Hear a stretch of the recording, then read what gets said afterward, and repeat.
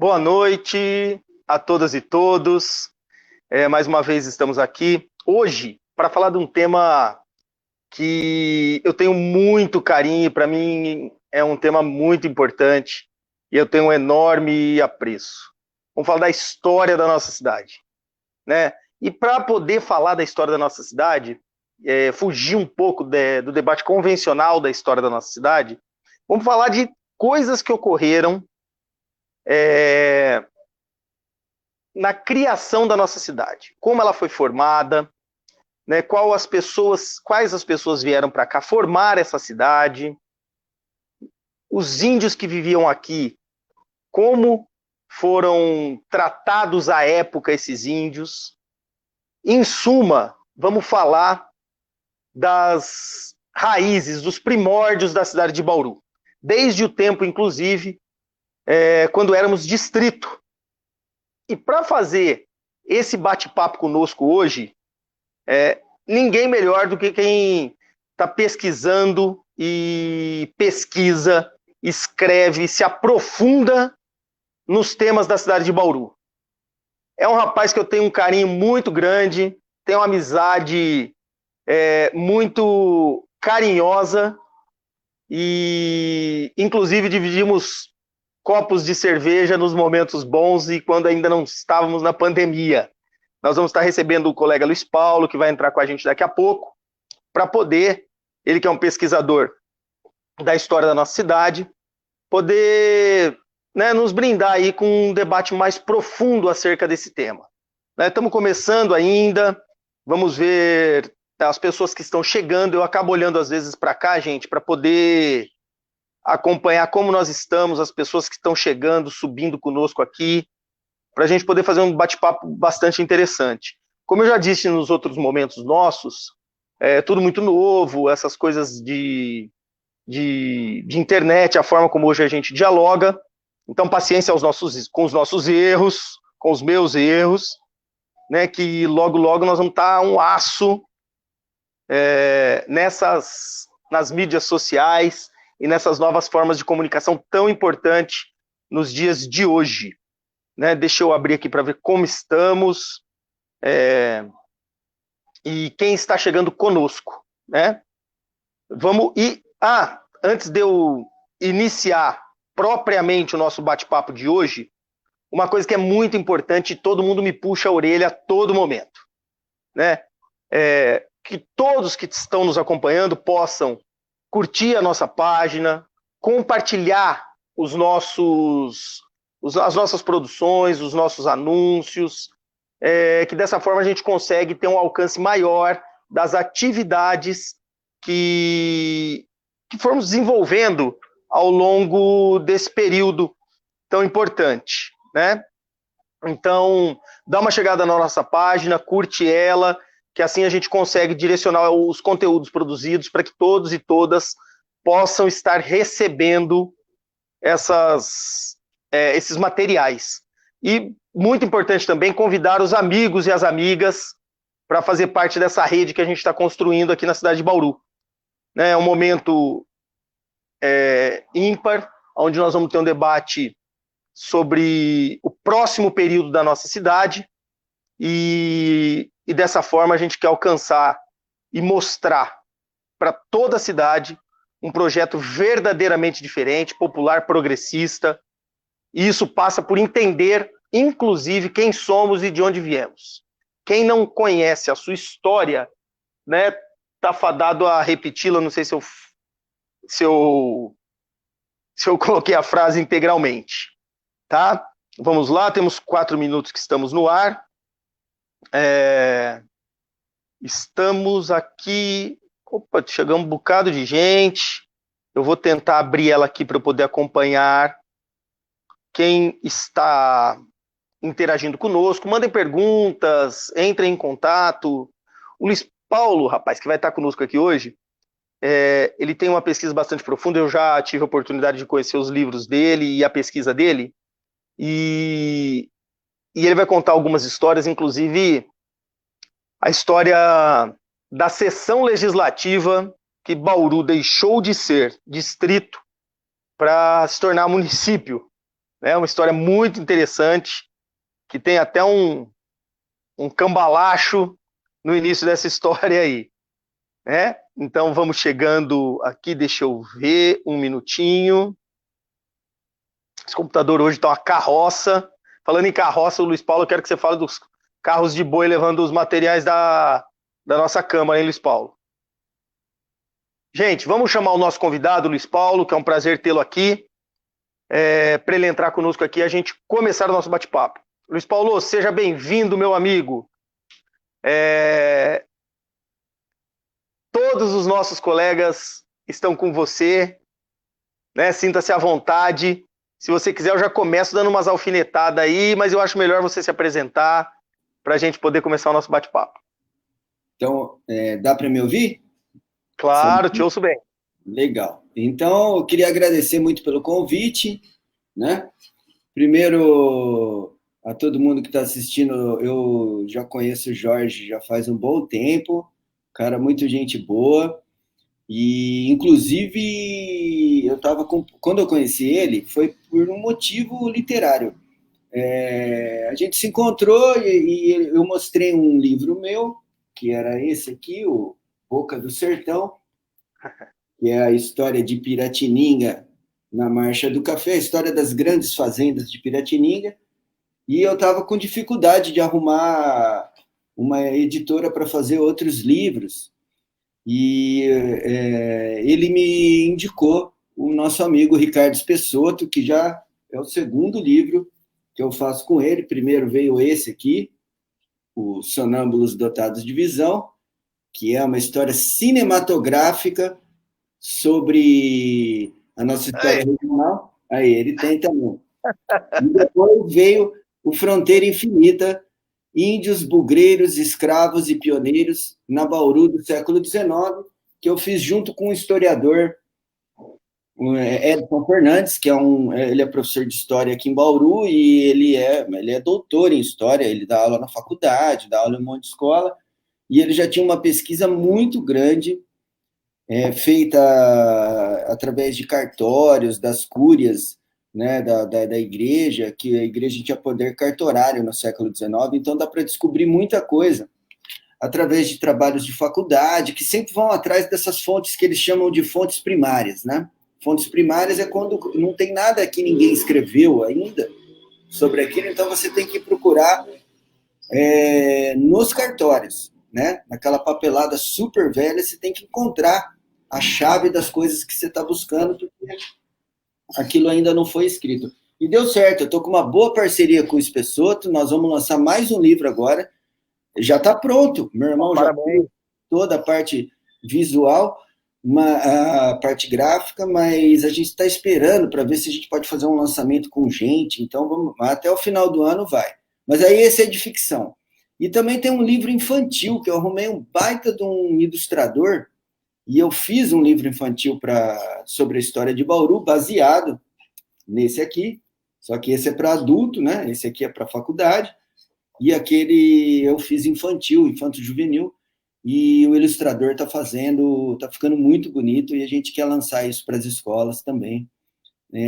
Mas eu sou jornalista de formação, não sou historiador, mas desde 2013 eu estou trabalhando com a história regional, porque conforme eu comecei a descobrir, eu vi que era uma história muito rica, muito interessante, que dá até para fazer um filme de cinema épico, assim, sobre a nossa história.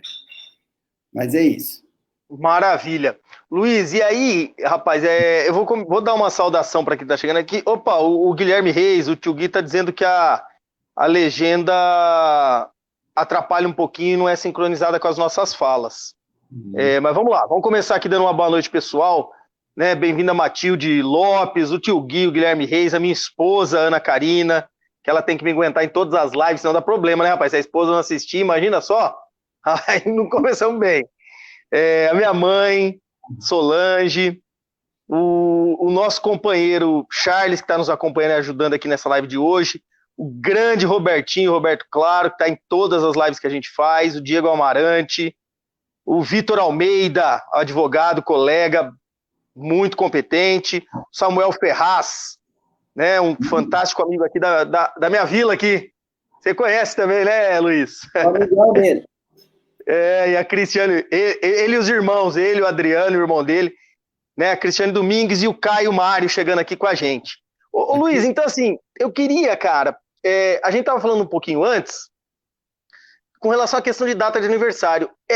Essa ideia me veio de fazer esse bate-papo nosso de hoje, justamente no aniversário de Bauru, né? Porque a gente, um momento difícil de comemorar, porque estamos vivendo um momento muito duro, de pandemia, muitas mortes, enfim, não é o objetivo nosso hoje fazer esse debate, mas aí vem assim, poxa, da onde que Bauru é 1º de agosto, as cidades escolhem como essas datas comemorativas, e aí a gente estava falando um pouquinho, e você colocou algumas coisas interessantes que eu acho que até para a gente poder começar, antes de entrar no seu livro, na nossa história de Bauru, essencialmente.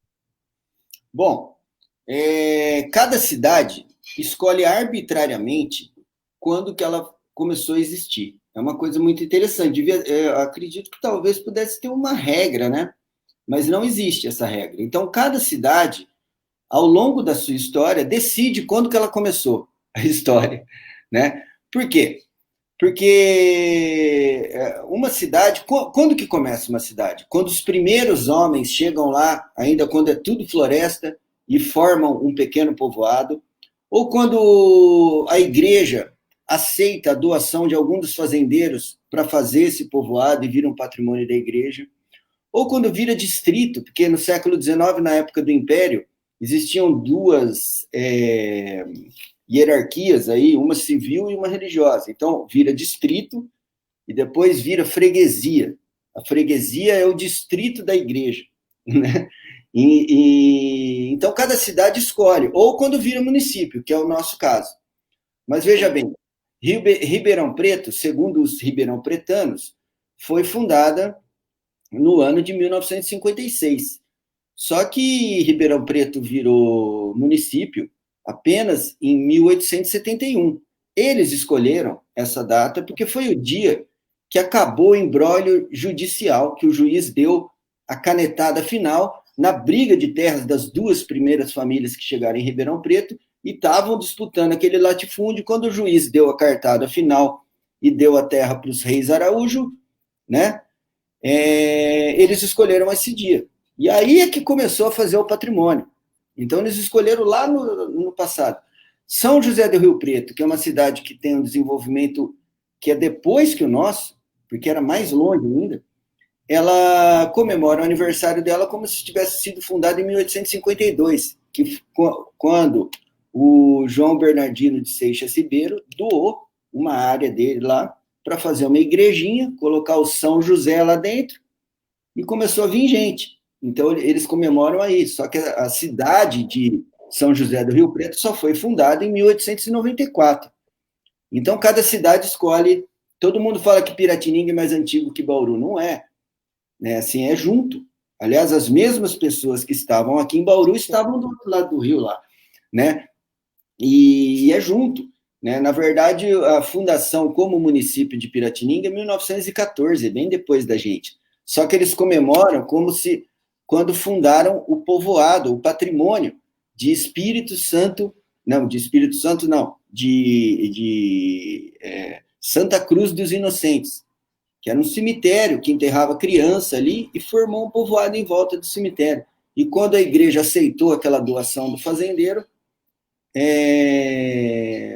foi o marco inicial da cidade para eles lá em Piratininga. Nós não. A gente comemora no dia 1º de agosto, que foi o dia que o governo do estado, aí já era república, né? Já tinha acabado a monarquia, o governo do estado deu parecer favorável para a mudança de município, da sede de município de Espírito Santo de Fortaleza para Bauru, e assim automaticamente a mudança de nome também, porque a gente pertencia àquele local, né? Isso aconteceu no dia 1º de agosto, e teve uma baita festa em Bauru. Bauru era um povoado minúsculo, lá embaixo na Baixada do Silvino, o que a gente chama hoje de centro da cidade, que é a Rua Batista de Carvalho, a Rodrigues, nem existia, era mato e terra, né?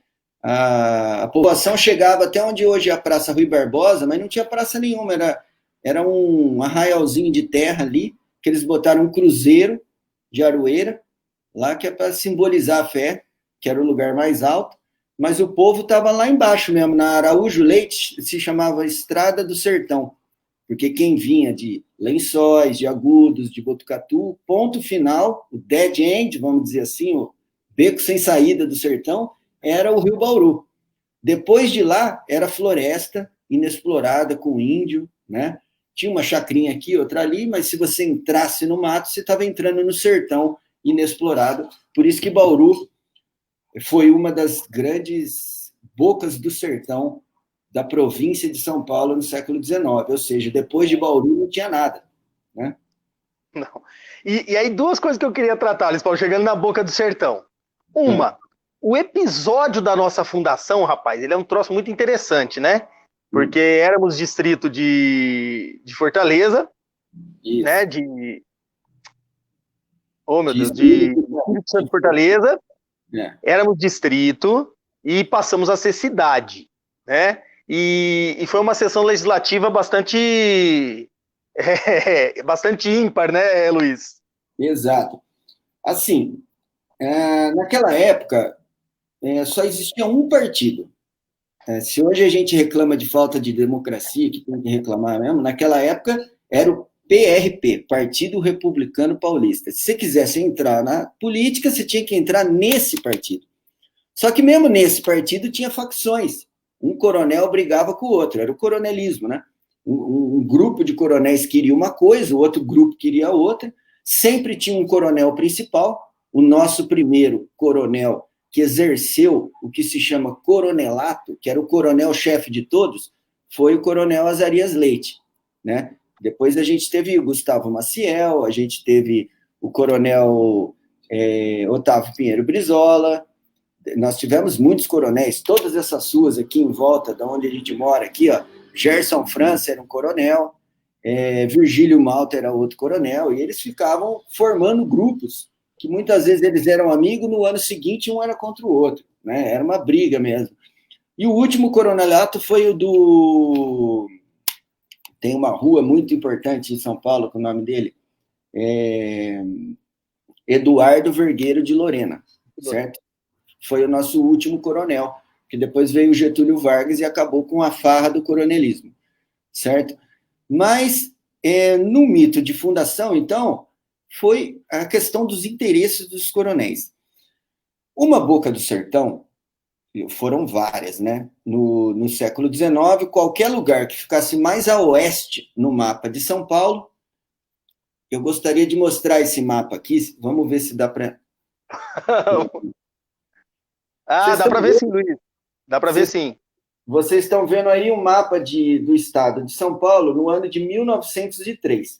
Se vocês prestarem bem atenção, essa parte aqui, essa aqui. Daqui, onde está Bauru, para o oeste, é tudo branco, ó. Não tinha ninguém, né? Então, tudo que ficava aqui nesse cantinho era uma boca do sertão. Então, Piratininga era uma boca do sertão, Bauru era uma boca do sertão, Santa Cruz do Rio Pardo era uma boca do sertão, porque era o último lugar. Depois que passava era selva, né? E muitos lugares foram. A boca do sertão era móvel, né? Então, Botucatu já foi, né? Quando chegaram os primeiros homens não índios aqui em Bauru, eles se inscreveram oficialmente como votantes em Itapetininga, que era o último lugar, era a boca do sertão. Aí depois formou um povoado em Botucatu, que virou freguesia em 1846, e Botucatu virou município em 1855. Então, os cidadãos que estavam morando aqui pertenciam a Botucatu, né? A partir de 1865, pertenciam a Lençóis, que passou a ser a boca do sertão enquanto município, e depois, em 1887, a Espírito Santo de Fortaleza. Ocorre que, até o primeiro homem chegar aqui, estabelecer uma morada no meio da selva, cada um pegava 20, 30 mil alqueires. Olha a quantidade de terra que era. Hoje, uma fazenda de 400 alqueires aqui É uma fortuna. Naquela época não valia quase nada, mas as pessoas negociavam essas terras e pegavam essas terras de graça, né? Porque eles burlavam a lei de terras de 1850. Então, no começo, essas localidades tinham um desenvolvimento muito incipiente. Passava décadas com o cara segurando aquela terra, aqueles 20 mil alqueires, até ele conseguir retalhar e vender para alguém. Então não vinha ninguém. Conforme o tempo ia passando, depois de algumas décadas, começava a vir muita gente para a Boca do Sertão e formar o povoadinho, porque já era um trampolim para os próximos que queriam roubar terra mais para oeste. E então foi bem quando Bauru se tornou distrito. Bauru era apenas uma vila, lá na Baixada do Silvino. Primeiro era um bairro rural, que era um aglomerado de sítios com estradas ligando. Aí depois o fazendeiro Antônio Teixeira do Espírito Santo, um dos pioneiros, dono da Fazenda das Flores, que era tudo o que ficava das Nações Unidas para lá, para o lado do Rio Tietê, era dele. Ele doou um pedacinho de terra lá na Baixada do Silvino e fez um povoadinho lá, uma igrejinha, um monte de casinha ali. Isso foi em 1884. Em 1893 já estava chegando bastante gente aqui. Bauru virou distrito de Espírito Santo de Fortaleza. E na primeira eleição, que foi em 1895, aí há controvérsias, a maioria dos vereadores era daqui, ou todos. Alguns dizem que era todos. Então, o que eles decidiram? Falaram, não tem sentido a gente ficar pertencendo a uma sede de município totalmente decadente, lá perto de Agudos, né? A gente tem que mudar para cá. Ah, mas os caras não vão querer, né? Quem mora lá não vai querer. Então, vamos fazer um plano. Nós nascemos de um golpe. Esse é nosso mito fundador. Isso, obviamente, isso não consta num documento oficial, mas isso foi o que foi passado de pai para filho de todos que estavam lá na época. Inclusive, tem muitas famílias que vivem até hoje. A família do Irineu Bastos, né? Estava lá nesse dia. Então, o que eles contam? Eles fizeram, tem um filme muito interessante, Relógios Adiantados, do meu amigo Paulo Tonon, de graça. Qualquer um vai no YouTube e escreve Relógios Adiantados, assiste esse filme, foi muito bem produzido pela Movie Filmes, gravado lá numa fazenda em Agudos, que conta essa história. Eles se reuniram um dia antes da primeira sessão do ano, que ia ser no dia 7 de janeiro, né, de 1896. E eles combinaram, vamos fazer o seguinte, como todo mundo mora na zona rural, e só chega lá para essa reunião mesmo, né, reunião da Câmara, que era uma casinha de pau a pique, né, não era uma Câmara dos Vereadores que nem a gente tem hoje, era uma casinha minúscula lá. Vamos chegar uma hora antes, vamos chegar bem antes, só que aí uma hora antes, a gente adianta o relógio de uma hora, a gente já vai com a papelada toda escrita, cada um assina, bate o martelo, a gente pega todo o equipamento municipal, coloca nos carros de boi e vai embora. Quando eles chegarem para a reunião, já vai estar tudo mudado, eles vão olhar no relógio e vão achar que estão uma hora atrasado, né? Eles fizeram isso, né? Conta a lenda, deu um rolo danado, e o pessoal lá de Espírito Santo de Fortaleza protestou. Então ficou uma briga jurídica em São Paulo, até que no dia 1º de janeiro, não, no dia que a gente comemora, 1º de agosto, o Domiciano, ex-escravo do coronel Araújo Leite, né, que era um coronel também, mas ele tinha o título de capitão, mas era um coronel daqui, né? Ele veio do telégrafo de Bom Jardim, próximo de Lençóis Paulista, a cavalo com o telegrama mostrando que o governo tinha aceitado, né? Foram 3 dias de festa, subiu o fogaréu, e Bauru virou, então, um município gigantesco, né? Se vocês quiserem ver aqui, por exemplo, esses municípios nessa época, no século XIX e comecinho do século XX, eles eram gigantes. Aqui a gente tem o município de Botucatu, quando ele foi fundado em 1855. Ó. Botucatu está no cantinho aqui.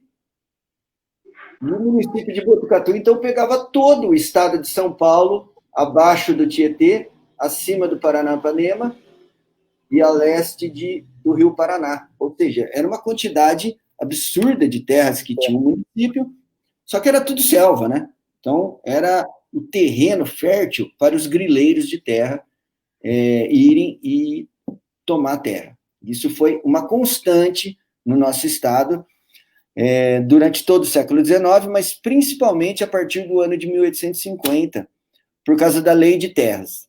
A Lei de Terras de 1850, ela acabou incentivando a grilagem.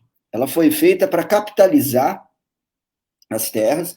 Então, o imperador não ia mais ficar distribuindo terra para os amigos dele, e ia, finalmente, então, a terra teria que ser comprada.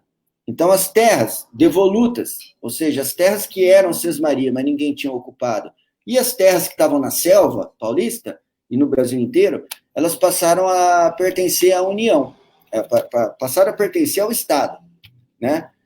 E quem quisesse essas terras tinha que pagar, tinha que ir lá, fazer lá no meio do mato lá um tipo de um mapa e depois ir pagar por isso. Mas, se você provasse que você já estava lá antes de 1850, a terra era sua.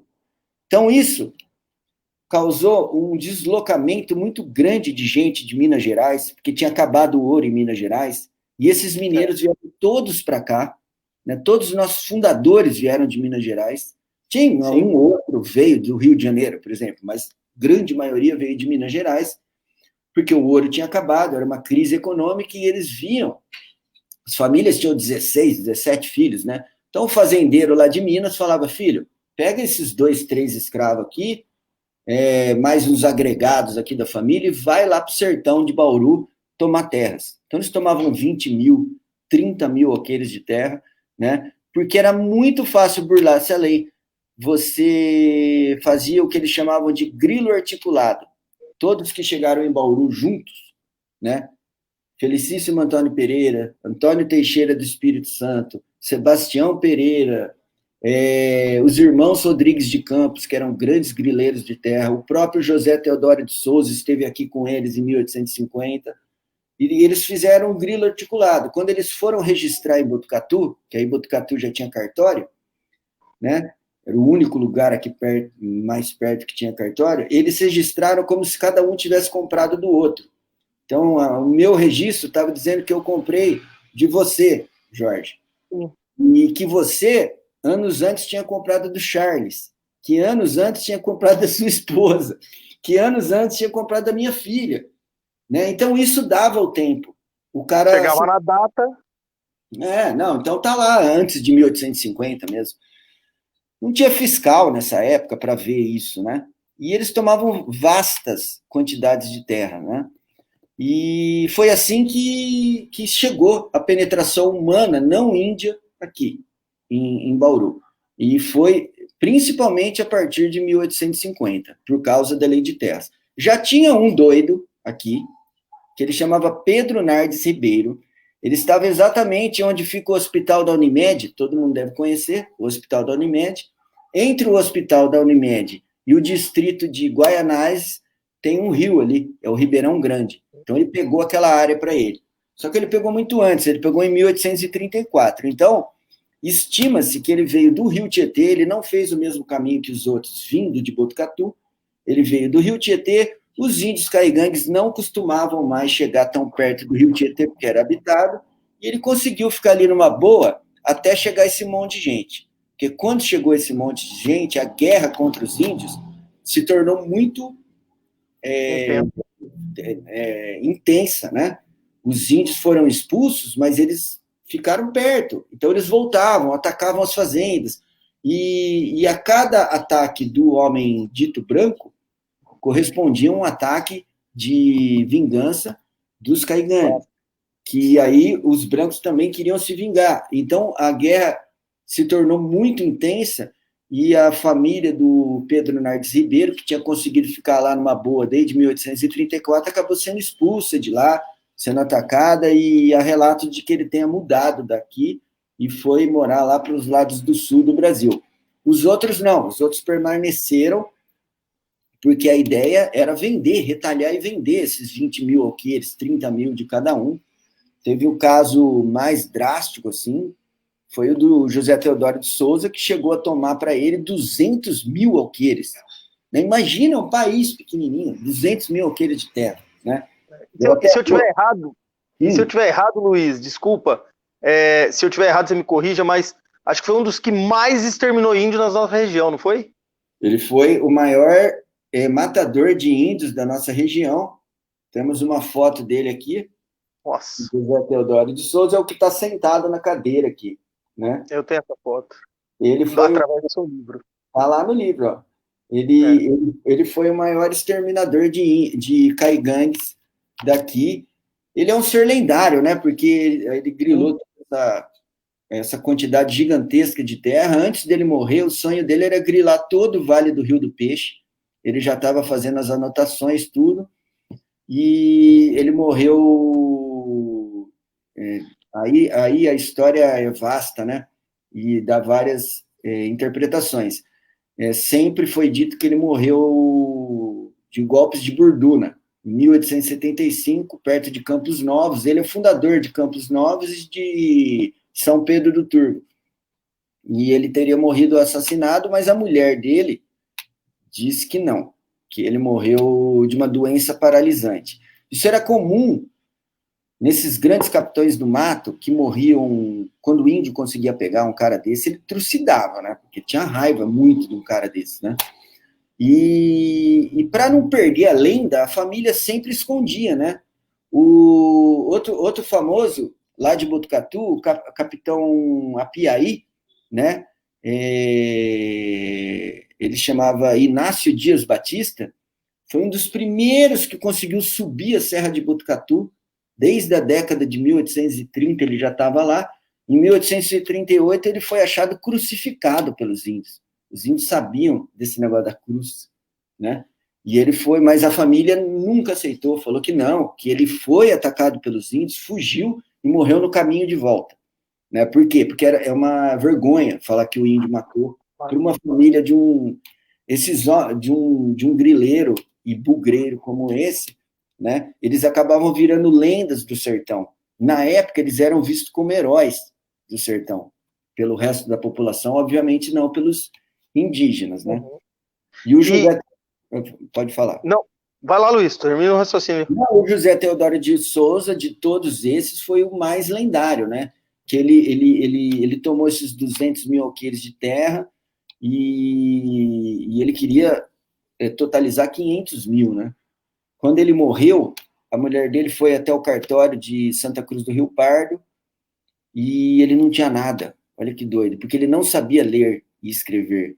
Então ele tinha um procurador, que era o sobrinho e genro dele. E o procurador passou tudo pro nome dele. Então o José Teodoro morreu, a mulher não tinha um palmo de terra desses 200 mil, porque ele não sabia ler e escrever, que era muito comum aqui na nossa região, né? Não saber ler e escrever. E aí, Luiz, você colocou duas coisas interessantes que eu acho até que cabem no nosso debate. Uma delas é a questão... Você falou de Botucatu, né? Aliás, Botucatu precede Bauru, né? Bauru nasce depois dessa ocupação de Botucatu, inclusive o papel... Tanto que, né, a diocese é em Botucatu, né? O bispo fica em Botucatu, porque foi a região primeira, né? Você diz da freguesia. E a igreja tinha um papel nessa, entre aspas, ocupação desenvolvimentista muito grande, né? A partir dela que se criava essas pequenas vilas, né, para iniciar o desenvolvimento. E aí uma outra coisa importante, só que eu queria também fazer um gancho, toda a terra no Brasil é pública. Nós temos a ideia, né, do privado enquanto terra, minha terra, mas toda a ocupação do solo no Brasil veio de ocupação do solo público, isso aqui era dos índios, né? E em vários momentos da história nós tivemos várias formas de se fazer essa ocupação, né? Começamos pelas capitanias hereditárias, enfim, cismarias, e aí vai vindo todas as formas de ocupação. E aí quando você diz da grilagem, isso é um ponto muito interessante, porque no ano de 2010, salvo engano, nós tivemos um episódio, um confronto não, prisões de dirigentes do MST numa fazenda de Borebi, onde eles estavam derrubando alguns pés de laranja para plantar feijão. A ideia era fazer uma demonstração de que aquele era Cutrale quem cuidava, né? A ideia era fazer uma demonstração que o povo precisa comer feijão e tal, enfim. Aí uma imagem do helicóptero pegou derrubando lá, ingressaram com uma ação e prenderam aquelas pessoas. E aí, na época, eu inclusive advoguei para eles e descobri a história daquela terra, né? Aquela terra onde a Cutrale estava instalada era uma terra pública. Foi terra destinada, eu tenho até os mapas, foi terra que foi destinada para o que se tinha, entre aspas, de primeiro projeto de reforma agrária, que chamaram-se os espanhóis, que daí teve a abolição, mas ninguém queria contratar o negro, né? Então aí nós chamamos os espanhóis para produzir, os italianos, e o governo fatiou aquilo para dar essas terras. Com a Revolução Constitucionalista, o governo federal saiu e os grileiros vieram e tomaram posse. Então a Cutrale estava numa terra grilada, né? Então o conflito agrário instalado ali era porque é uma terra pública. E aí o grande debate que a gente faz aqui na região, e eu acho que a ocupação regular do solo, né, utilizar-se a terra para o desenvolvimento das pessoas, dignidade, ele vai para além dessas questões de acúmulo de riqueza. Você está demonstrando em toda a sua fala aqui que toda a ocupação do nosso solo foi para apenas, única e exclusivamente, para acúmulo de riqueza, né? E aí todo esse período nosso, então, aproveitando só o que você disse, todo esse período nosso vem sendo construído em cima disso. Os detentores das grandes glebas de terra são quem acumula para fazer hoje, inclusive, especulação imobiliária. Então você vê que a nossa história, ela, por mais de 100 e poucos anos, ela não muda muito, né? Não, é muito interessante que as coisas que estão acontecendo agora têm desdobramento dessa época. Lá o Pontal do Paranapanema, você conhece a história do Pontal do Paranapanema. O grilo original, que deu origem a todo aquele rolo do Pontal, é do José Teodoro de Souza. José Teodoro. Ele chegou até lá, né? E até interessante, porque era tanta terra, eram 500 mil alqueires, né? Porque ele grilou 200 mil, mas ele morreu. Só que ele já tinha mapeado todo o Vale do Rio do Peixe, antes de morrer. Então, o sobrinho que fez a sacanagem lá, junto com o outro camarada que era mancomunado com ele, que era o Francisco de Paula, eles fizeram os documentos fraudulentos como se todo o Vale do Rio do Peixe fosse deles e daria 500 mil alqueires. Tem uma cena sensacional da história que o Francisco de Paula, ele foi até o Rio de Janeiro, porque ninguém queria legalizar uma coisa tão monstruosa de grande aqui. Ele foi até o Rio de Janeiro falar com o imperador, com o Dom Pedro II, né? Que ele queria que legalizasse. E tem a descrição da cena dele chegando no Palácio de São Cristóvão, lá onde pegou fogo, lá no museu, era lá que era o palácio do Dom Pedro II.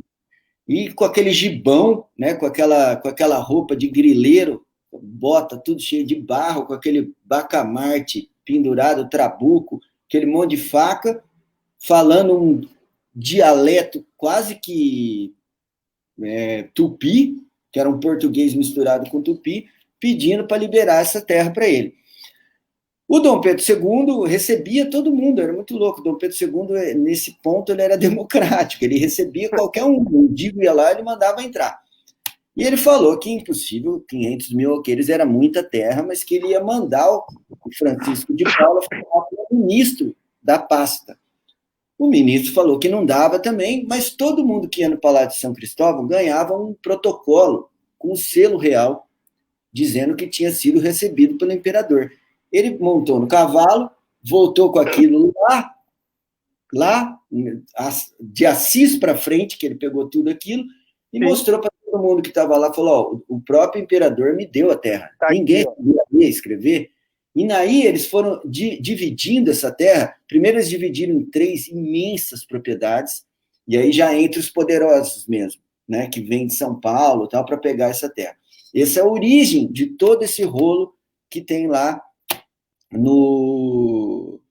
no Pontal do Paranapanema. Não tem aquela imensa gleba que era Pirapó, Pirapozinho lá? É desse cara aí, dessa época. Isso aí que eu estou falando foi em 1886, que o cara foi falar com o Dom Pedro, né? Então, desde aí, já mexe com essa questão de acúmulo de poder, apesar de que esses primeiros caras que se aventuraram no meio desse mato, eles não eram ricos.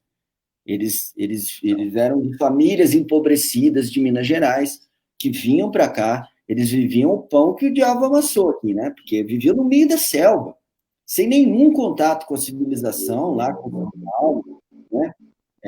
Era necessário semanas de viagem para você chegar de carro de boi até Botucatu, por exemplo. Então, esses caras eles não eram ricos. A escravidão aqui, ao longo do Império, ela foi, aqui na nossa região de Bauru, ela foi o que se chama de escravidão residual. Cada um desses tinha 1, 2, 3 escravos, que eram escravos domésticos, né? Eles ficavam em casa, junto com a família, ajudando. Eram tratados no documento como coisas, exatamente como os outros.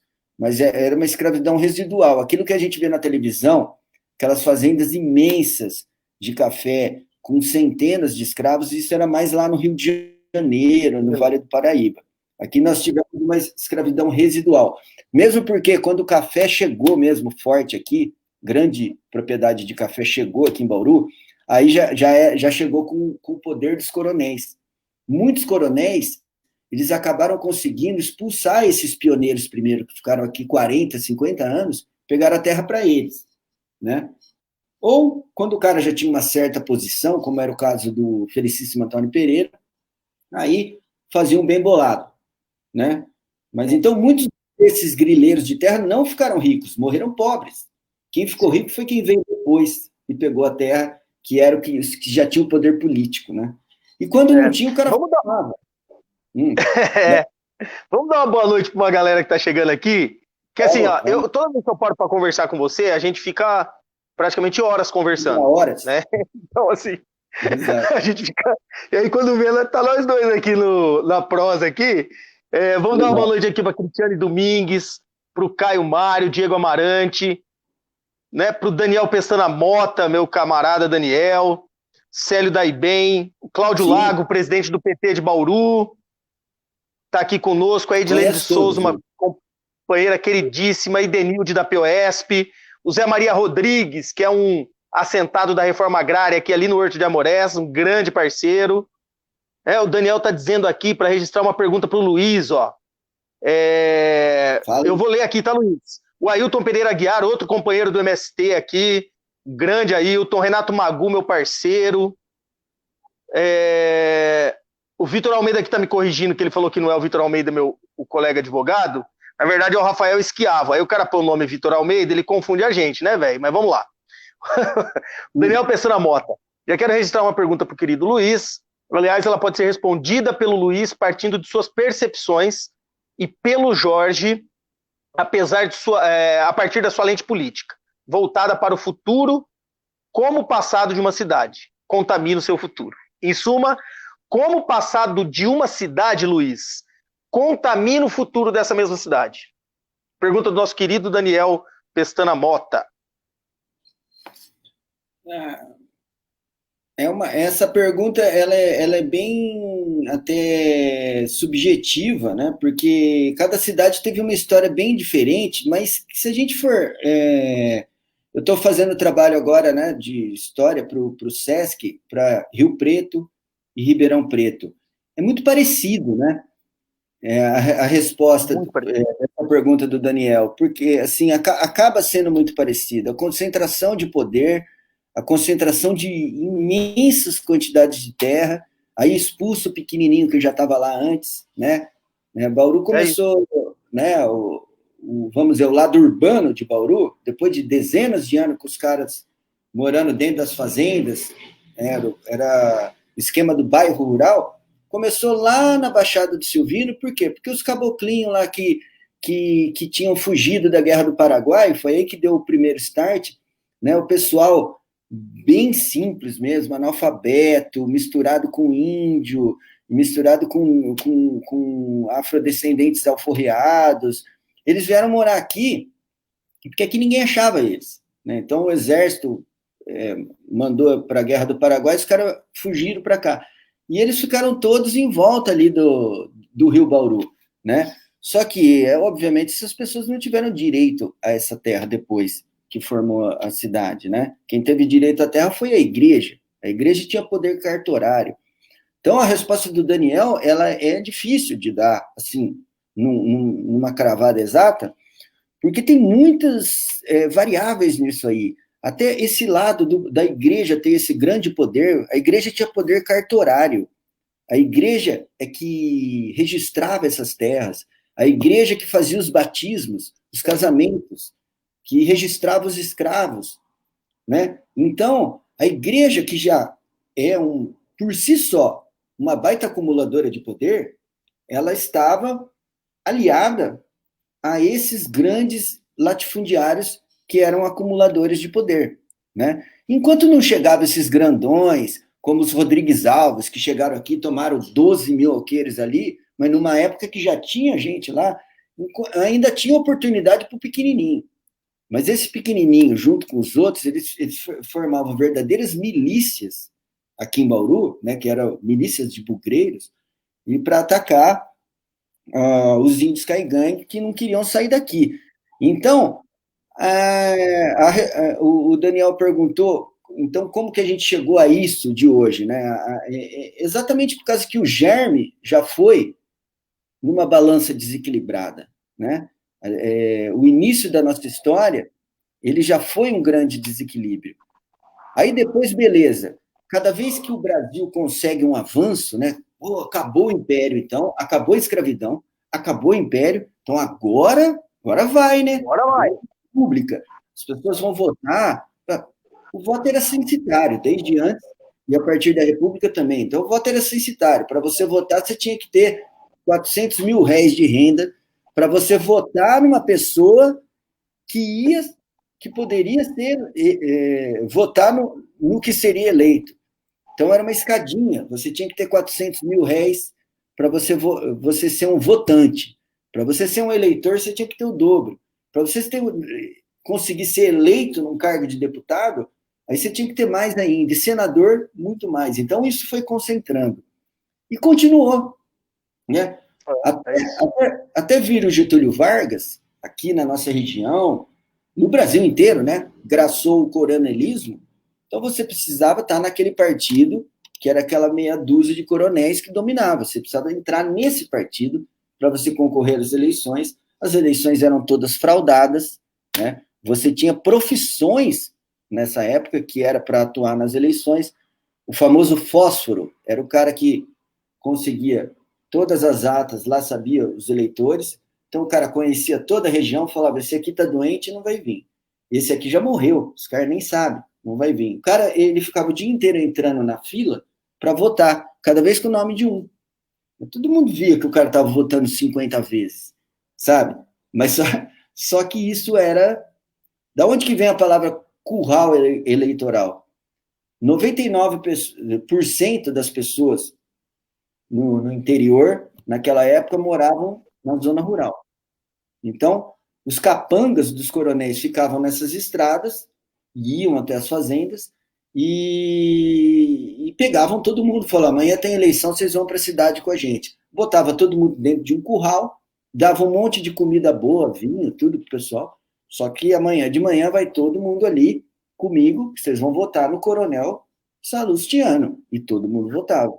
Então, essa concentração, claro que houve um certo avanço, mas a nossa origem, ela nos leva, essa é a minha opinião, essa questão do Daniel é uma questão mais de opinião. A nossa origem, ela nos levou a traçar o caminho que nós estamos levando, nós estamos traçando até agora. Né? Houve um pouco de democratização, se comparando com a época dos coronéis, é claro que houve, um pouco mais. Mas as artimanhas para que as pessoas não tenham acesso às coisas, elas continuam existindo, de outras formas. Né? Uhum. Luiz, eu quero falar um pouquinho contigo. Deixa eu só dar mais um alô pro pessoal aqui, ó. O Jean Morales dizendo que o nosso bate-papo tá muito bacana. O Alisson Bragião colocou um punho aí de resistência. O Fábio Valério do Protótipo tá dizendo aqui que eles estão com um projeto novo sobre memória. Muito bom, Fábio. E aí, Denildo também falando do bode cabresto. Aí, eu quero pegar esse negócio do Daniel, eu quero falar um pouquinho até dos índios aqui, viu, Luiz? Não, legal. Deixa eu só falar uma coisa. Nós temos uma história aqui do Monsenhor Claro, né? Oi, pode falar. O projeto do Fábio Valério é sobre esse livro aqui, ó. Tá brincando, verdade? Olha que legal. Muito legal. Bacana demais. E aí, assim, o que eu vejo, Daniel, como que o passado de uma cidade contamina o futuro? Eu acho que, na verdade, essa pergunta a gente pode acabar expandindo ela a nível nacional e pensar como que o passado do nosso país contamina o nosso futuro. O nosso país ele foi construído de uma maneira muito violenta, com toda a nossa história enquanto povo. Né? Então, nós dizimamos os índios, nós, depois da dita abolição da escravatura, construímos uma nova narrativa para a escravidão, né? Banimos os negros de participar desse processo de desenvolvimento de país, então imprimimos a abolição, mas excluímos eles dessa construção de um novo projeto, e isso tudo vem acontecendo no nosso país, principalmente, na minha avaliação, principalmente através dessa manutenção de poder e riqueza. Então isso acaba norteando todo o nosso processo de desenvolvimento. Então o Brasil nunca pensou um projeto de desenvolvimento que passe, né, que acabe passando pelas pessoas, infelizmente. Ele é um projeto de desenvolvimento em cima de interesses econômicos. Então, por mais que hoje nós tenhamos uma roupagem democrática colocada para toda a sociedade, ainda o poder financeiro fala muito alto nas eleições, ainda o poder financeiro determina o desenvolvimento de regiões. Em Bauru isso é muito claro, quando a gente olha a cidade, nós temos regiões mais desenvolvidas, regiões mais esquecidas, e acho que o debate, que inclusive vai ser colocado esse ano aí, é o debate que a gente quer fazer enquanto partido, que a gente quer trazer para a sociedade. Qual debate é? A cidade ser construída para o povo ser o centro das políticas públicas. Né? Nós entendemos que isso é fundamental para que o povo se aproprie do que a gente entenda do que a gente entende de política pública e ter uma vida digna. Então, assim, eu acho que essa história nossa, enquanto país, é um prejuízo para a gente, porque, infelizmente, a aristocracia nacional ainda comanda a política e eles não largam o osso. E isso a gente vai ver aqui nas eleições. Todos os projetos, desculpa, Luiz, eu já estou fazendo uma crítica por conta desse gancho do Daniel, mas todos os projetos, exceto de um candidato de um partido de esquerda que nós vamos ter aqui, também de um pré-candidato, mas todos representam a mesma coisa. Representam os mesmos interesses econômicos. Isso a população precisa saber.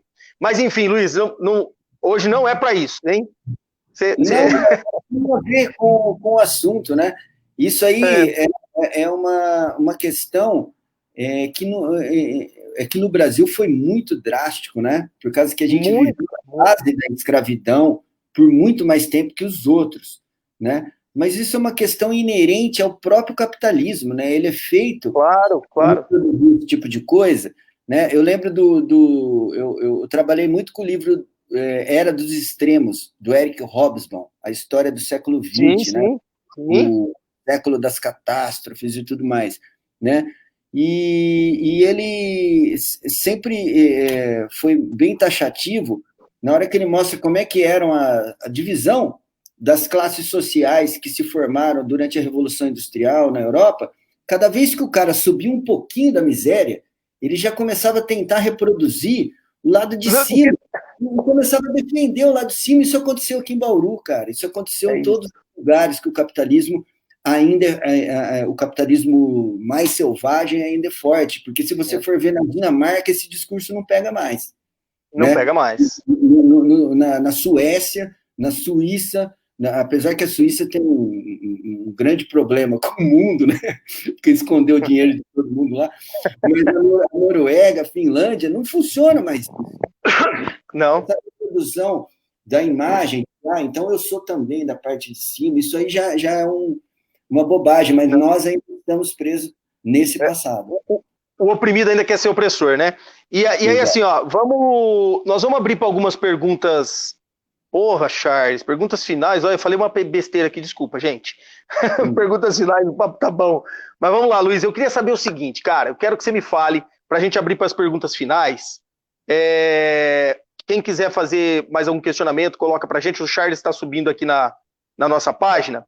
Eu queria que você me desse uma palavra de um trecho muito interessante do seu livro, cara, que é o Monsenhor Claro entrando no rio para desbravar um pedaço aqui do nosso sertão e que acabou sendo morto pelos Caingangues, não foi isso? Que inclusive é o nome da rua do hospital de base, né? Não, tem que ler o livro, gente. Tem que ler o livro, gente. Não tem jeito, porque aqui é pouco tempo. Tem muito dado histórico no livro, né? Ele é dividido em duas partes, do Luiz e do colega dele. Tem que ler para poder ter mais informações. O Monsenhor Claro, ele foi trucidado pelos índios Caingangue, né? Mas ele teve azar e foi muito teimoso para acontecer isso com ele. Por quê? Porque ele estava vendo que em 1901 estava prestes a chegar a ferrovia foi chegar em 1905, né? Mas já estava muita gente vindo para cá e as áreas de fronteira em Bauru estavam se expandindo, então tinha muita incursão de grupos, milícias bugreiras para conseguir tomar mais terra. Aí já a mando dos grandes coronéis do café, que eles já tinham fazenda lá em São Manuel, em Jaú, e queriam ter aqui também. Então, um dos grandes fazendeiros da época era o coronel Joaquim de Toledo Pise Almeida, fundador de Pirajuí, dono de muitas fazendas, família muito rica, Joaquim de Toledo Pise Almeida.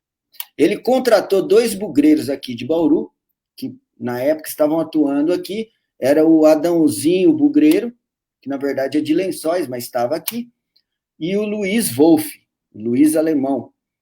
E eles montaram um grupo para conseguir terras onde é o Rio Feio. O Rio Feio era inexplorado, né? Então foram eles, inclusive, que deram o nome de Rio Feio, né? Eles acharam um lugar que era tétrico, tinha umas cavernas com pedras, assim, eles estavam com medo dos índios, dos indígenas, então eles deram o nome de Rio Feio.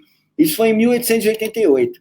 Eles foram para lá, deixaram 2 escravos fugidos, que eles levaram no grupo deles, falaram, vocês ficam aqui para tomar conta, para não deixar que outros bugreiros, não era nem a preocupação com os índios, era para que outros bugreiros não cheguem, grileiros, e grilhem essa terra, demarcaram tudo e voltaram. Só que começou a dar pau nessa terra, né? Chegaram outras pessoas, tal, e essas terras eram todas do coronel Joaquim de Toledo Pise Almeida. Elas deram origem à Fazenda da Faca e a Fazenda Acampamento, que eram 2 grandes latifúndios à frente da Boca do Sertão, que exportava café em lombo de mula, no século XIX. Mas aí começaram os indígenas Caingangue começaram a dar o troco lá para os caras que ficaram lá, guardando a terra, e o Luiz Wolff desceu lá para se vingar dos índios de novo, o Luiz Wolff e o Adãozinho Bugreiro. Quando eles estavam voltando disso, da vingança, em 1901, eles encontraram o Monsenhor Claro descendo com alguns índios guaranis. Os guaranis acabaram se aculturando, trabalhando de escravo, também em fazendas aqui da região, né? Porque eles já eram o que eles chamavam de índios mansos, né? Os guaranis. Sim. E quando o Guarani conseguia organizar a tribo dele lá, o indígena mor acabava ganhando o título de capitão. Então tinha o capitão Avacauju, que estava lá junto, tinha outros caras, e eles estavam na turma do Monsenhor Claro, e o Luiz Wolff falou para o Monsenhor Claro, se o senhor descer esse rio aí, o senhor vai morrer, porque a gente acabou de matar vários coroados, eles chamavam de coroados, né, os Caingangue. A gente matou vários coroados, eles vão, não, mas eu estou indo com a cruz de Deus, e eu vou eu vou acabar com essa selvageria que vocês estão fazendo, eu vou catequizar os índios e vou aldeá-los, né? E aí eles vão viver dentro do seio da civilização, vai ser melhor para eles. E desceu lá. Nunca mais voltou, né? Depois o Luiz Wolff achou os restos, né? Achou uns esqueletos, achou o gramofone. O cara levou o gramofone na canoa, né? No meio da selva, achou o gramofone e a batina do padre, e ele nunca mais, ele mesmo assim, nunca mais foi achado, né? E os caingangues foram a resistência da região aqui, né? Foram pelo seguinte, existiam 3 etnias principais aqui, Guaranis, Otixavã e Caingangue. Os Guaranis eram o que eles chamavam de índios mansos, viviam principalmente nas margens dos rios maiores. Então era fácil pegar esses caras. Os Otixavantes viviam nas regiões de campos, campos naturais. Que aqui na nossa região você vê, você acha que é uma montanha, né, cheia de floresta, quando chega lá em cima ela desce reta, né? Então lá em cima é campo. Lá moravam os Otixavantes. E no meio da selva moravam os Caingangues.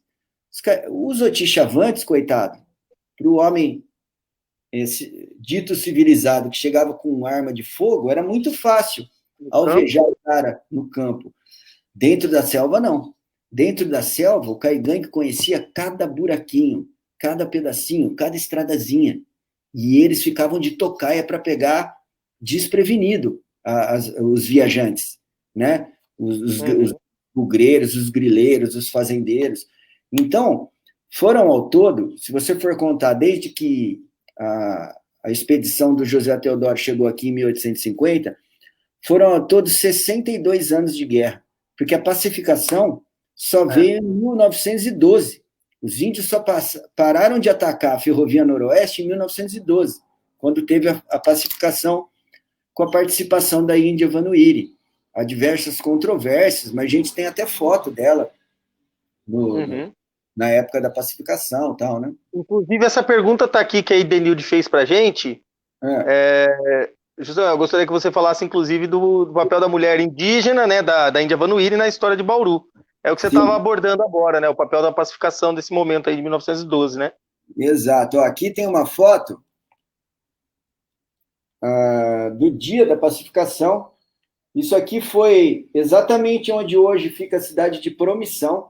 Aqui você está vendo um monte de repórter, de gente do governo, entrevistando o cacique dos Caingangues que tinha se rendido, e sentado ali, ó, tá vendo uma mulher sentada ali? Sim, sim. É a Índia Vanuiri. Ela estava traduzindo o que os recaquês, que eram os chefes caingangues, estavam falando para os jornalistas e para o pessoal do governo, né? Tem a foto do Miranda. Isso aqui foi uma história muito interessante. Deixa eu ver se eu tenho o Mirante aqui para você ver. Foi uma história muito interessante porque demorou muito para ser conseguido. A ideia do governo era matar tudo mesmo, sabe? Claro.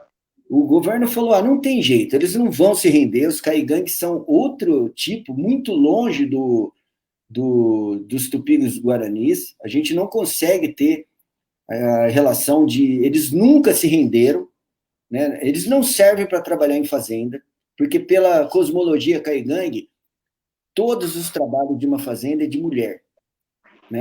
O homem, ele só pode caçar, fazer guerra, pescar e ser o sacerdote. Ele não pode cultivar a terra, ele não pode cuidar dos animais. Então, já pela própria cosmologia, visão de vida do Caingangue, ele já não serviria para trabalhar numa fazenda, né? E eles não se rendiam, né? Então, o governo tem documentos oficiais dessa época, com a Noroeste sendo construída e o ataque dos índios diretamente nos trens, porque o trem passava no meio da selva, né, saindo de Bauru, tem documentos oficiais, o Hermann von Hering, que era o chefe do Museu Paulista, dizendo que a única saída era matar os índios. Mas aí esse homem aqui, ó, que era o Kurt Unkel, um alemão que morava aqui em Bauru, nessa época, né? Parece um cowboy de filme de Bang Bang, né? Ele acabou virando um dos maiores etnólogos do mundo. E ele veio da Alemanha para morar aqui em Bauru. Ele via notícias, os massacres indígenas que aconteciam aqui, saíam nos jornais em São Paulo e iam para a Europa. Ele veio para cá, para o Brasil, e em 1905 ele já estava morando aqui em Bauru, o Kurt Unkel. E ele era um defensor dos índios. Ele foi morar junto com os Guaranis na margem do rio Batalha, mais para perto de Havaí. Você detalha bem esse episódio no seu livro. No livro, exatamente. E é uma parte grande da pesquisa do Edson Fernandes. Ele achou isso em documentos cartoriais e tal. E o Kurt Unkel foi batizado pelos Guaranis como Kurt Uno Andaju, e ele acabou sendo um grande interlocutor dos indígenas com a cidade de Bauru e com São Paulo, né? E ele falou assim, antes de matar todo mundo, deixa eu fazer uma tentativa. Ele descobriu que pertinho de Assis, ali, na fazenda Palmital, do coronel Francisco Sanches de Figueiredo, tinha 5 caigangues escravizados, que era uma coisa que ninguém nunca tinha visto, né? Como que o cara conseguiu escravizar caigangues, né? E ele foi lá e requisitou, com documento oficial do governo, eu preciso desses 5 caigangues, eu vou usar eles de intérprete. Uhum. E levou até uma estação perdida no meio da selva, que depois virou a cidade de Promissão, era só uma casinha ali, e eles abriram uma grande área no mato, deixaram um jacarandá gigantesco com um cesto lá em cima e virou o mirante da pacificação. Toda noite subia o índio Vegmon, que era desse grupo dos 5, lá em cima, porque a índia Vanuíri não conseguia subir, né, que ela já era bem velhinha. Ele subia lá em cima e ficava gritando para a selva que o homem branco é bom, o homem branco é seu amigo, junte-se a nós, né, você vai ter sua terra, aquela coisa toda. E como já estava mesmo no fim, eles já não aguentavam mais lutar, eles estavam sempre fugindo de um lado para o outro, eles acabaram se entregando, né, e aceitando a tal da pacificação no ano de 1912. Mas se não fosse o Kurt Unkel, eles teria ido até o fim o massacre, né? Luiz, estamos caminhando para os nossos finalmente aqui. Só 2. Você vai ter que falar do seu livro, onde as pessoas que tiverem interesse conseguem adquirir, né? E aí tem aqui o Renato Laures perguntando se você tem registro sobre a presença negra em Bauru. Então você guarda essa aí para depois a gente falar com ele. O Alisson Bragião, né? Quantos vereadores de Bauru moram fora de condomínio? O Alisson, não sei te responder. A Maria Cecília, né, dizendo que nós estamos de parabéns, né, tratando esse tema da forma correta. O Fábio Valério fazendo aqui uma sugestão, né, de que você tem que precisamos dos seus conhecimentos nos museus. E eu acho, por hora, eu acho que é mais ou menos isso. Nós vamos depois dar retorno para todas essas pessoas. Então, eu acho que se você quiser fazer suas considerações, meu amigo, falar para a gente onde nós encontramos seus materiais, onde nós encontramos seu livro, né, deixar o seu contato. Qual que foi a pergunta do Lauro? Se você tem registro sobre a presença negra em Bauru, sim. dos negros. Sim. No livro Fronteira Infinita tem documentos oficiais mostrando os escravos que moravam aqui em Bauru, nas fazendas daqui, né? Na época, Bauru ainda pertencia a Lençóis Paulista, mas tem vários registros com o nome do escravo que morava aqui, com as características físicas e o preço de fazendas que eram aqui. Como eu disse, era uma escravidão residual. Cada um que tinha 20 mil alqueires tinha 3, 4, 5 escravos, né? Não todos. Eu vi uma outra pergunta, mas o tratamento era igual, viu? Da escravidão aqui. O tratamento era como se fosse um bem material, vendia. Tem várias escrituras de compra e venda de escravos, inclusive o Edson descobriu uma escritura mostrando que você podia ter meio escravo. Já imaginou isso? As pessoas não tinham muito dinheiro, estavam morando no meio do mato, então eu dividia com você um escravo no meio. Ele servia você e a mim, sabe? Eu era dono de metade dele e você de metade. Isso devia ser uma desgraça, porque já devia ser difícil aguentar um senhor. Imagina dois, você ter que, né? Era uma desgraça que acontecia na época. Já eu vi uma última pergunta que passou aqui. A moça perguntou sobre as Nações Unidas, era um rio. As Nações Unidas era o Rio das Flores, que era a, a linha de fronteira entre a Fazenda das Flores e a Fazenda Grande. A Fazenda Grande era do Felicíssimo Antônio Pereira, ia das Nações até o Rio Batalha. Era grande a terra do cara. E que mais que era a pergunta mesmo? Na realidade, eram. É isso, quantos vereadores moram o Código de Condomínio em Bauru? Não sei se você sabe, né? A dos vereadores eu não sei, mas isso mostra como que não se pensa um projeto de cidade para todos, exatamente por isso, porque quem mora dentro de condomínio não vive na cidade, vive num simulacro de cidade, né? É isso. Mas veja bem, então você pediu para eu explicar aqui, ó. Aqui nós temos os livros O Boca do Sertão, A História de Piratininga na Marcha do Café. Esse livro aqui é muito caro para fazer, eu estou tentando arrumar verbas para conseguir fazer mais, então esse eu não estou vendendo. Esse aqui é o... E ele tem fotografias lindíssimas, viu, Luiz? Esse livro do Boca do Sertão. Esse livro é um livro jóia. Eu já consegui 2 trabalhos por causa desse livro, porque o cara olha e fala assim, nossa, quero um livro igual a esse, assim, sabe? Mesmo... Sim. Bom, Os Sonâmbulos Dotados de Visão é a ficção disso tudo que nós estamos discutindo. Eu fiz um livro para o cinema, com as cenas das batalhas, com os caras dialogando, vamos lá matar ou não, sabe? Mas é toda a epopeia da tomada da nossa terra está aqui, né? De toda a região, não só Bauru, né? Tudo que tem em volta aqui, né? Eu conto como que um grupo de mais de 1.000 homens endiabrados saiu da freguesia de Botucatu e veio tomar essas terras. E esse livro vai até 1912 também, conta a pacificação, mas já com todo um teor de ficção, de romance, tem até assombração no meio aqui, né? E é o livro que embasa o trabalho que você disse que o Fábio citou aqui pra gente, né? O Fábio está fazendo, em cima desse livro, porque ele já é mais romantizado, né?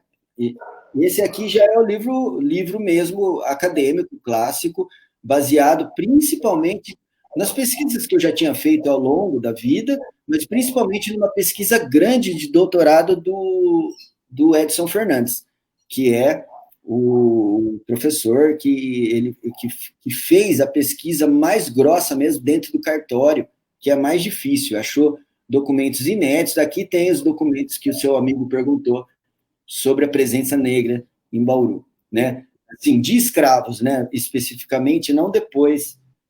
Depois, Bauru, você sabe que tem uma história interessantíssima, né? Da comunidade afrodescendente aqui em Bauru, o Clube Caraí. Eu já entrevistei a filha do fundador, que era um clube que foi formado pela comunidade negra de Bauru, isso nos anos 50, 60, 70, né? E esses livros estão à disposição para vender. Eu vendo pelo site da editora Espessoto, mas também vendo principalmente online aqui na minha página do Facebook. A pessoa fala o endereço, eu entrego em casa. Se for em outra cidade, eu mando pelo correio, né? Ou pelo telefone meu. Posso deixar aqui? Claro, Luiz. 14 99672 1624. Mas pelo meu Facebook, Luiz Paulo Cesare Domingues, você pode pedir lá. Eu tenho 2 páginas de história também. Uma é mais da minha empresa, tem uma microempresa que produz essas coisas, né? Eu tenho a minha marca, que é a Universo Elegante Produção Cultural, então tem a página da Universo Elegante, e tem a página Boca do Sertão, tem um monte de coisa, curiosidades sobre história, né? Já deixo uma dica aqui para todo mundo que quer entrar mais profundamente nesses assuntos. Tem um site espetacular de Santa Cruz do Rio Pardo que chama Razias. Você põe blog Razias. É um blog, na verdade, de um senhor que é um historiador, um memorialista, que simplesmente ele passa a limpo a história do Oeste Paulista O nome dele é Celso Prado, ele faz junto com a mulher dele, que é a Junko Sato, e ali você vai encontrar tudo pormenorizado com o documento oficial da onde o cara descobriu ali, que é muito legal. É um trabalho de pesquisa muito profundo, eu conheço o trabalho dele.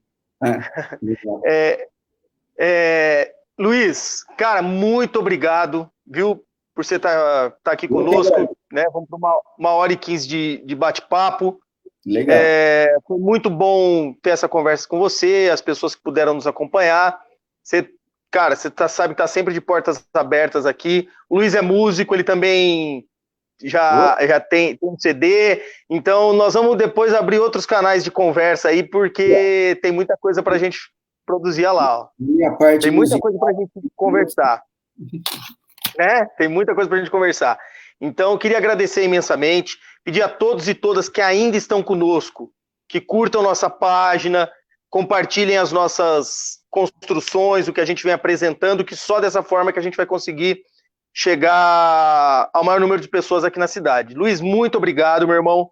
Eu acho que esse é um tema extremamente importante de ser debatido, para as pessoas entenderem, inclusive, de onde nós viemos e o que vem sendo reproduzido com uma outra roupagem, mas ainda hoje vem sendo reproduzido nesse acúmulo de riqueza sem qualquer medida, em detrimento da saúde, dignidade de vida das pessoas. Eu acho isso fundamental. Muito obrigado, meu irmão. Vamos lá, diga lá. Não, existe uma esperança, porque eu falei da Dinamarca, da Suíça, sim, da Áustria, da Finlândia, todos esses lugares também tiveram passado de extrema opressão, e eles conseguiram, com o bem-estar social, com o welfare state, eles conseguiram construir um país que a política é feita para uma coletividade muito maior do que a nossa. Então, nós temos esse passado, essa herança terrível da escravidão, né? E do capitalismo mais selvagem possível, mas é possível existir o pensamento, um projeto de cidade para todos. Isso já foi feito. Claro.